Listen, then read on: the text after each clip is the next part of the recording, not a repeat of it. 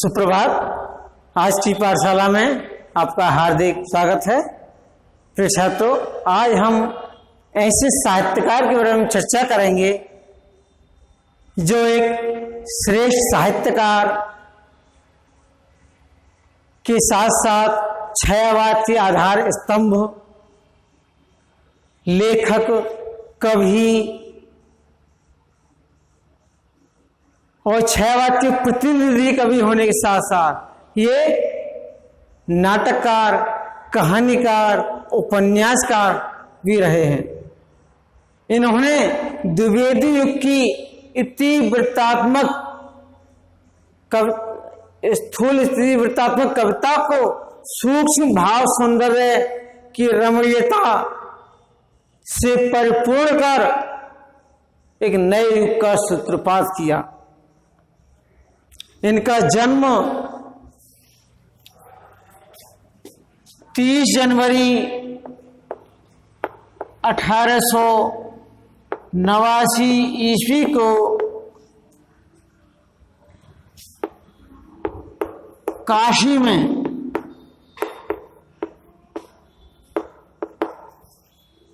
सुगनी साहू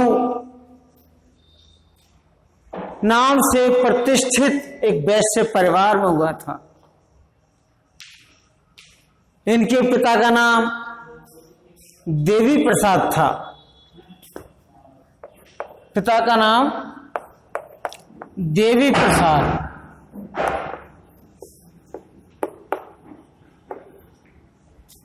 और पितामह हैं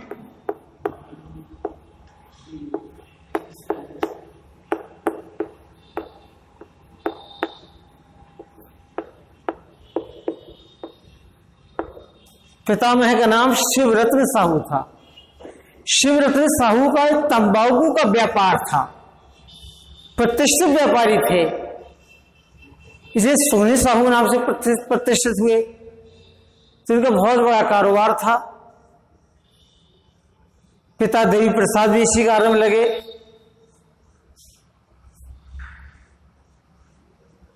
ये बचपन में बड़े वैभव के पालने में पले।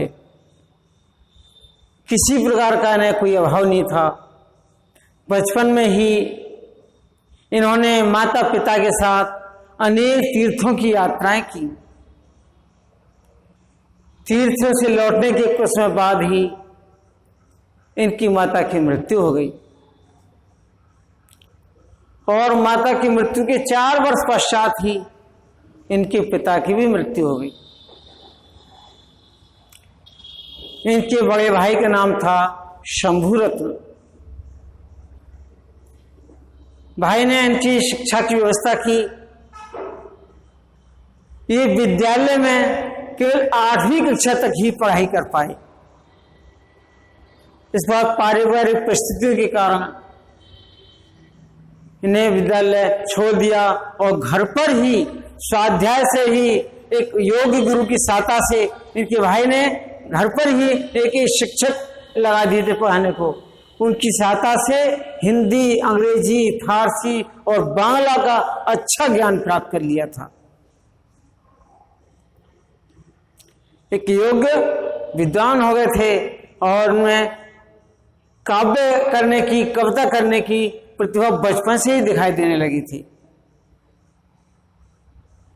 ये विनम्र स्वभाव के व्यक्ति थे, स्वाभिमानी थे। घर पर रहकर एक पौराणिक और ऐतिहासिक ग्रंथों का लगातार 5-6 घंटे अध्ययन करते थे।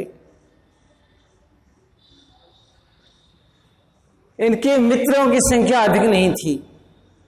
कुछ ही मित्र थे, उन्हीं के साथ हंसना बोलना कर रहता था। आगे बढ़े चल के कवि हुए, फिर भी ये किसी कवि सम्मेलन में नहीं गए। कोई इन पर आलोचना करता था, टिप्पणी करते था तो इन्हें भी वही बुरा नहीं लगता था। उसकी चिंता नहीं करते थे। अपने कुछ मित्रों के साथ में रहना, मित्र मंडली में हंसना बोलना और अपने साहित्य गद्य में लगा रहना। माता पिता की मृत्यु के कुछ समय बाद इनका विवाह हुआ और उसके कुछ समय बाद इनके भाई की भी मृत्यु हो गई। माता पिता की मृत्यु से दुखी, भाई की मृत्यु, फिर इस कुछ समय के बाद इनकी पत्नी की भी मृत्यु हो गई। तो पत्नी वियोग, परिवारजनों का दुख हो और इसके सामने आर्थिक संकट भी आ गया, इन पर कर्ज भी हो गया था। लेकिन साहसिक प्रवृत्ति के व्यक्ति ये निरंतर साहित्य साधना में लगे रहे। ये युग प्रवर्तक साहित्यकार रहे। इनका जो समय था शुक्ल युग था, प्रेमचंद युग था, छायावाद युग था, तो इनके नाम से प्रसाद युग भी कहलाया। इस समय को प्रसाद युग भी कहते हैं। इसलिए ये युग प्रवर्तक साहित्यकार भी रहे। कुछ विद्वानों ने इनको छायावाद का जनक कहा है, राजचंद्र जोशी आदि विद्वानों ने। इनके लेखन विधा जो रही थी, काव्य, नाटक, कहानी, उपन्यास, निबंध आदि रहे थे। काव्य रचनाओं में कृतियां लिखेंगे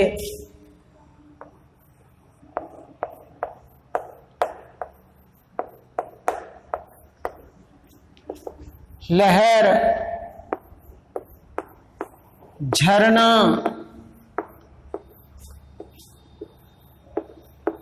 आंसू,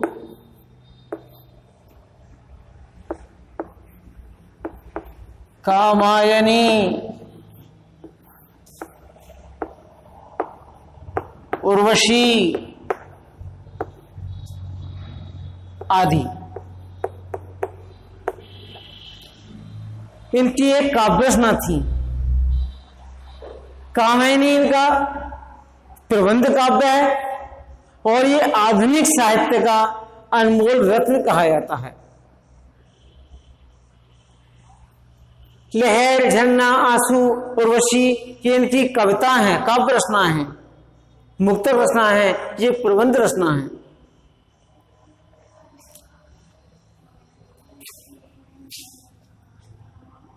ये काव्य रचना है, काव्य। इसके बाद आते हैं नाटक। इन्होंने ऐतिहासिक नाटक लिखे। इन्हें भारतीय संस्कृति का, भारत के गौरव का बड़ा अभिमान था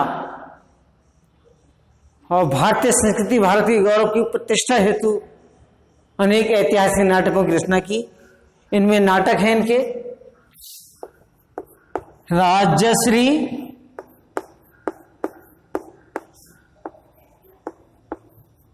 चंद्रगुप्त,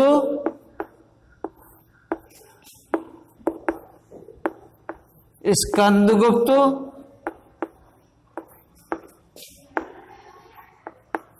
ध्रुव स्वामिनी,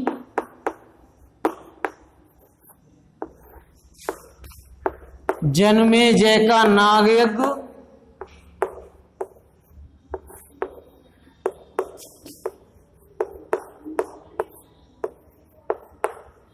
आदि। इनके सभी नाटक ऐतिहासिक हैं। नाटकों की रचना के कारण इनको श्रेष्ठ नाटककार कहा जाता है। आते हैं उपन्यास।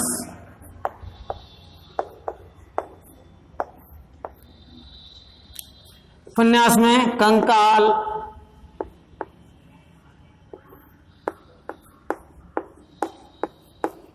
तितली,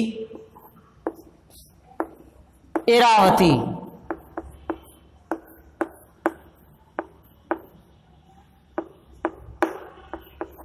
इन्होंने 3 उपन्यासों की रचना की। इनमें इरावती इनका अपूर्ण उपन्यास है, ये इसको पूर्ण नहीं कर पाए। तो इनकी कहानी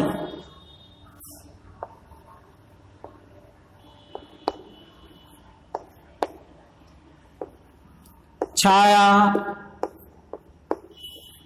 प्रतिध्वनि,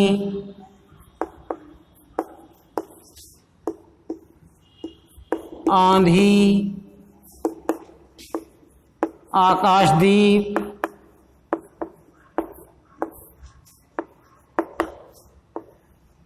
इंद्रजाल, पुरस्कार, ममता आदि। ये इनके कहानी संग्रह और कहानियां हैं। ये भी अधिकतर इनकी ऐतिहासिक कहानी रही हैं। अब आते हैं इनके निबंध।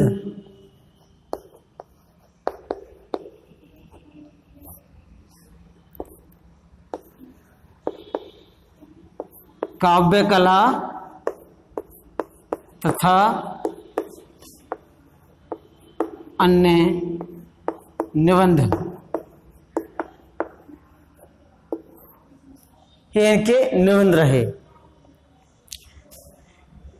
ये पारिवारिक जीवन में कष्ट झेलते हुए, आर्थिक परेशानी सहन करते हुए हिंदी गद्य को साहित्य सुमन अर्जित किए और हिंदी साहित्य में इन्होंने महत्वपूर्ण वृद्धि की, संवर्धन किया है इन्होंने हिंदी साहित्य को। हिंदी साहित्य का ये अमर सपूत हिंदी साहित्य को रचना सुमन अर्पित करते हुए 15 नवंबर 1937 ईस्वी को 48 वर्षांत देखकर सदा के लिए चिरनिद्रा में सो गया। अब आती है इनकी मृत्यु 15 नवंबर 1937 ईस्वी। अब देखते हैं इनकी भाषा।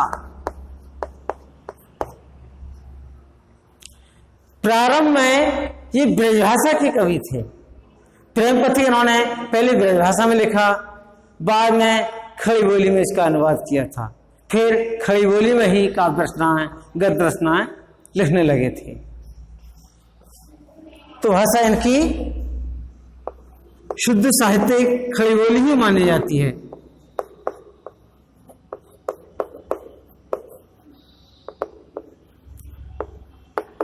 खड़ी बोली। शैली, शैली इनकी विचारात्मक शैली, भावात्मक शैली, चित्रात्मक शैली आदि रही थी। विचारात्मक,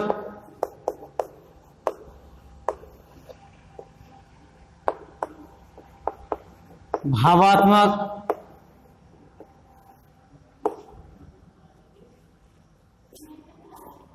अनुसंधानात्मक,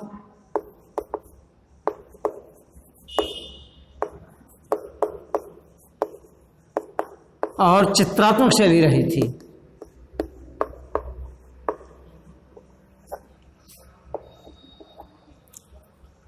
हटाया इनका हिंदी साहित्य में स्थान।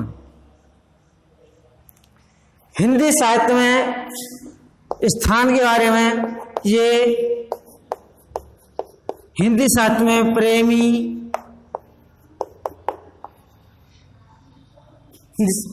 प्रेमी, कवि, नाटककार, कहानीकार, उपन्यासकार के रूप में सदैव हिंदी साहित्य जगत में स्मरण किए जाते रहेंगे। ये इसके बाद आती है इनके जो पाठ है हाई स्कूल में, ममता कहानी है। जीवन परिचय तो ये हाई स्कूल में गद्य लेखक के रूप में है और इंटर में कवि के रूप में है। इंटर में इन्होंने कामायनी, उर्वशी आदि की रचना की, कामायनी की रचना की है। तो जीवन परिचय तो इनका दोनों में आएगा, हाई स्कूल में भी और इंटर में भी। पाठ इनके हाई स्कूल में गद्य है, गद्य के रूप में है ममता, और इंटर में कामायनी का है। अब आते हैं जो इन्होंने पाठ लिखा है ममता कहानी। तो ममता कहानी में इन्होंने एक बाल विधवा के एक करुण कहानी को प्रकट किया है। साथ ही उन्होंने भारतीय आदर्श नारी की गरिमा को भी चित्रित किया है। भारत देश में विधवा नारी को बहुत निकृष्टतम प्राकृत में माना जाता है। भले ही वो एक वैभव के पालने में रही हो, पली हो, लेकिन विधवा होने पर सबसे इसको निम्न स्थान से देखा जाता है। ऐसे ही ममता रोहतास दुर्ग के मंत्री चूड़ामणि की पुत्री थी। ये कहानी लगभग अब से 500 वर्ष पूर्व की है, 15वीं शताब्दी की कहानी है, जब शेष हुमायूं का, बाबर के पुत्र हुमायूं का राज्य था। हुमायूं के मंत्री के रूप में थे उनके पिता चूड़ामणि। ये बचपन में ही विधवा हो गई थी। पिता को सदैव इनके भविष्य की, इनके सुख की चिंता रहती थी। एक दिन पिता इनके प्रकोष्ठ में आए। ममता बेसुध में बैठी थी, चिंता मग्न थी। पिता का आना जाना भी न जान सकी। पिताजी लौट गए। वह भी चिंतित मुद्रा में थे। उस समय तो चले गए। उससे कुछ दिन बाद सोने के थाल में कुछ मुद्रा लिए हुए कुछ कहारों ने प्रवेश किया। ममता के सामने प्रस्तुत किया। ममता ने कहा, पिताजी ये क्या है? पिता ने कहा कि बेटी तुम्हारे लिए है, उस विपत्ति समय के लिए। आज हम मंत्री हैं, शेषशाह कभी भी इस पर आक्रमण कर सकता है और राज्य को हड़प करके तो हमारा मंत्रित्व तो नहीं रहेगा। उस विपत्ति के समय के लिए ये मुद्रा है। ममता बोली, क्या पिताजी आपने उस मिलेच्छ का उत्कोच स्वीकार कर लिया? परम पिता की इच्छा के विरुद्ध इतना आयोजन? हम ब्राह्मण हैं, क्या इस पृथ्वी पर कुछ हिंदू नहीं बचे रहेंगे जो हम ब्राह्मण को भिक्षा दे सकें? लौटा दीजिए पिताजी, मुझे कुछ नहीं चाहिए।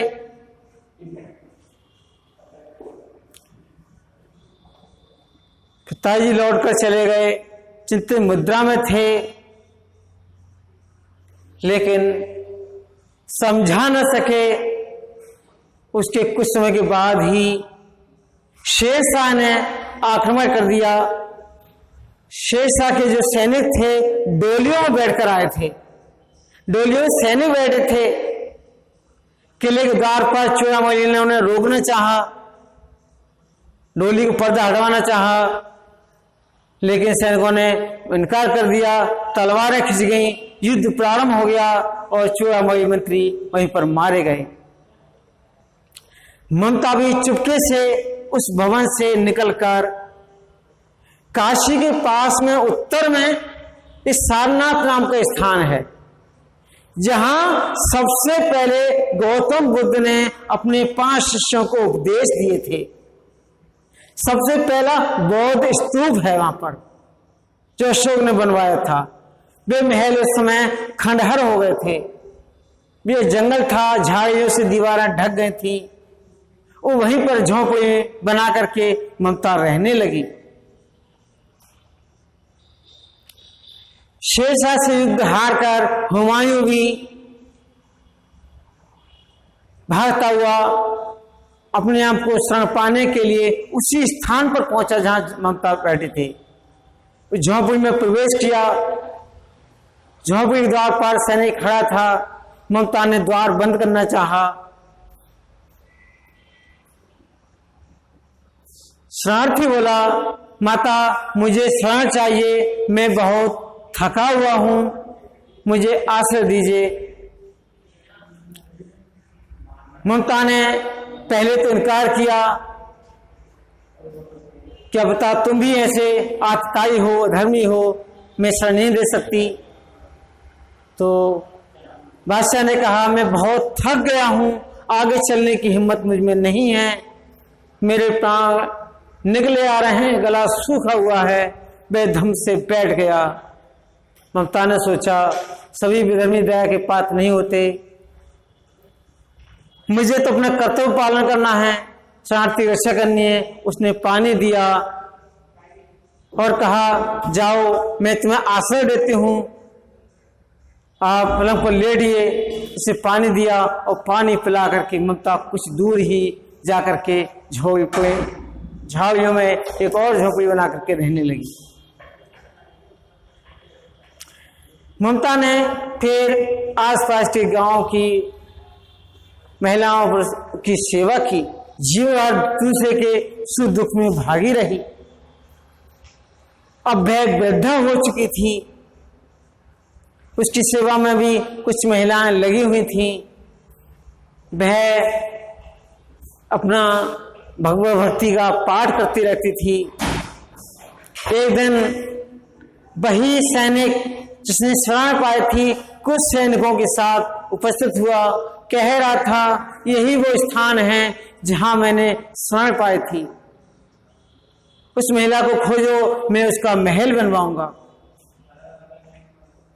पूरे दिन महिला डर के मारे और जाकर के झाड़ी में छुप गई, लेकिन पूरे दिन सैनिक वही ढूंढते रहे। तो उन्होंने कहते हुए सुना था कि मैं उसको कुछ दे ना सका, मैं उसको महल बनवाऊंगा, और देखना मिर्जा, इस जगह एक सुंदर महल बनवाना, क्योंकि उसने मेरे लिए बहुत विपत्ति में सहायता की थी। ममता ने महिला से कहा, उस सैनिक को बुलाओ। सैनिक को बुलाया तो उसने बताया कि हाँ, यहाँ पर सैनिक ठहरा था, मैं स्नान दी थी, तो मैंने कहा वो मैं ही था। ममता ने कहा, यहाँ महल बनवाओ या घर, मैं अब अपने चिर विश्राम गृह में जाती हूं, तुम इसका कैसा भी मंदिर या महल बनवाओ। इसके बाद ममता के प्राण पखेरु उड़ गए और वह सैनिक हुमायूं बादशाह अबाक खड़ा रहा। उसके सामने ही ममता ने अपने प्राण त्याग दिए। तो उसके बाद हुमायूं के पुत्र अकबर ने वहां पर एक गगनचुंबी मंदिर बनवाया और शिलालेख लगवाए, उन पर लिखा था कि यहाँ पर बादशाह हुमायूं ने शरण पाई थी, उनकी स्मृति में ये मंदिर बनवाया जा रहा है, लेकिन उसमें ममता का कहीं नाम निशान नहीं है। ये थी जयसिंह प्रसाद की एक ऐतिहासिक कहानी, ये ममता की जीवन की करुण कहानी। तो ये हाई स्कूल के गद्य पाठ में है, इसका आप अध्ययन करेंगे, इसके साथ प्रश्नोत्तर आपको पीडीएफ के रूप में दिए जाएंगे। तो ये जीवन परिचय तो हाई स्कूल में भी है और इंटर में भी है। इसके साथ अगले वीडियो में अगले पाठ को लेकर उपस्थित होंगे, तब तक के लिए प्रतीक्षा करें। धन्यवाद।